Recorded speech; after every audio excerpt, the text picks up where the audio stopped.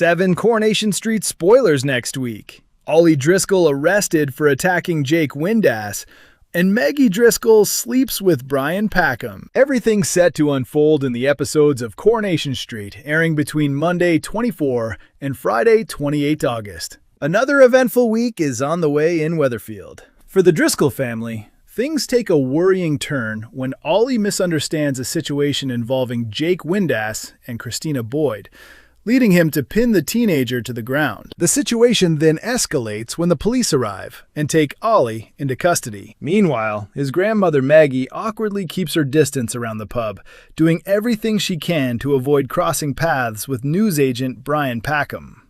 The reason?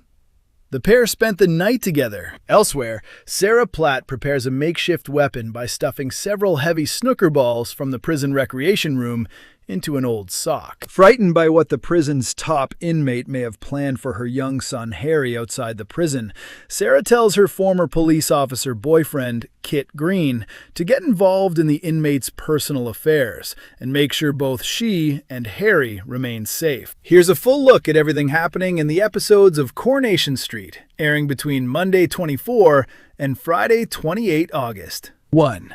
Lucy Parkinson receives a secret phone call from her dad, Richie. Sally and Tim are left alarmed when they hear screams coming from the garden. They rush outside and discover Lucy pointing at Jody, convinced that she has been watching her. Later, Lucy asks Tim to take her to the undertaker's because she wants to see her mum. However, when they arrive, she suddenly becomes overwhelmed and cannot bring herself to walk inside. Tim is eventually forced to face his own guilt surrounding her mother's death. How will Lucy respond when he finally admits the truth? Things become even more challenging when Sally reveals that she has organized counseling for Lucy. Although the teenager reluctantly agrees to attend, the session soon turns into an outlet for her anger as she makes it clear how much resentment she has towards her new foster parents. Once they return home, Lucy's behavior becomes increasingly unpredictable. She throws a bowl of popcorn at Joni Michaelis, calls the family a bunch of liars, and then storms upstairs. Once alone, however, Lucy secretly answers a phone call from her dad Richie, who tells her to stick to their agreed version of events. What exactly are they keeping secret? Sally later confesses to Tim that she is starting to question whether she can handle Lucy's increasingly difficult behavior.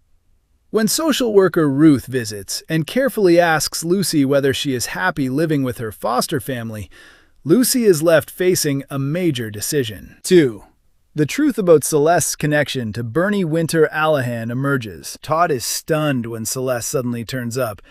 As he prepares to see her off, she spots Bernie across the street and quickly heads towards her, calling out her name.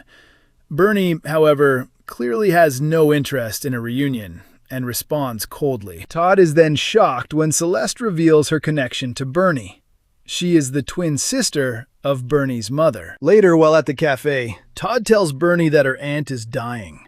He suggests that the situation could give them a chance to finally put their differences aside and rebuild their relationship. However, Todd gives Celeste completely different advice, urging her to stop pursuing Bernie and concentrate on making the most of the time she has left.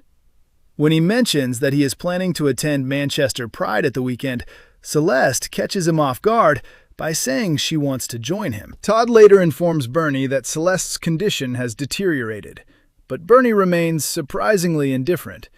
She eventually confides in Dev about the painful history between her mother and Celeste, shedding more light on the events that caused their family feud. 3.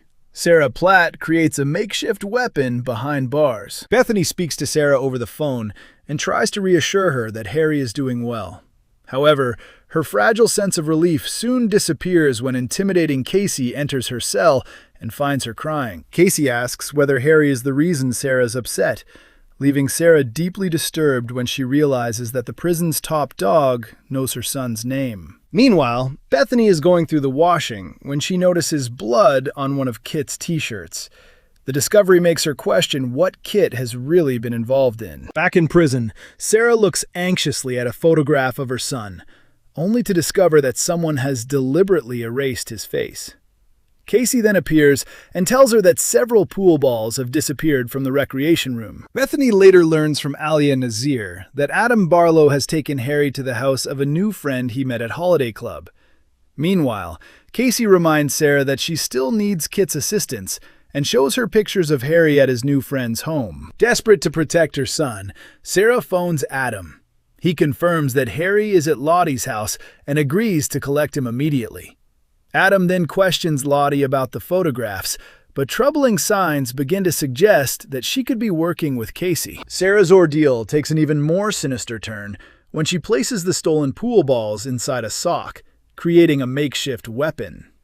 When she hears voices approaching her cell, she quickly grabs it and prepares herself for whatever might happen next. Meanwhile, Kit tells Bethany that he plans to threaten Kacey's son in an attempt to force them to back off. He spots Brandon in the precinct and follows him, but Bernie steps in and warns Kit that he needs to start protecting himself. Back inside the prison, Sarah heads towards Kacey's cell with her makeshift weapon in hand. Has Sarah finally reached breaking point and decided to fight back? 4. Maggie Driscoll and Brian Packham spend a surprising night together. Ben and Ollie are caught up in an argument when something on the staircase suddenly grabs their attention.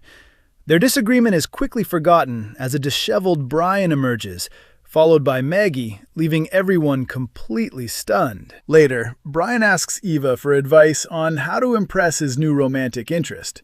She tries her best to help, but Maggie is far from impressed by how their evening turned out. Unaware that Brian has just arrived with a bunch of flowers, Maggie tells Eva that the date was disappointing and makes it clear that she has no intention of doing it again. When Maggie later goes to the cabin to apologize, she gets an opportunity to make amends with Brian.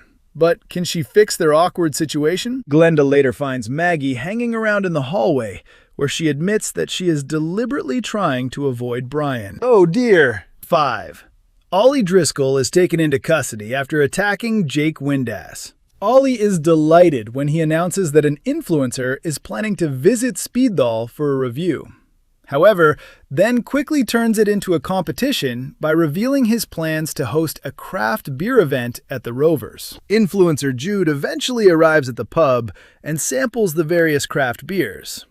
But the competition between father and son appears to be only getting started, and things are about to become much more difficult for Ollie. Christina confides in Glenda that she has hardly heard from George and worries that their relationship may finally be falling apart.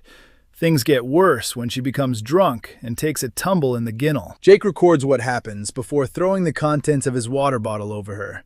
Furious, Ollie charges towards him, with Glenda and Christina soon finding the chef holding the teenager down.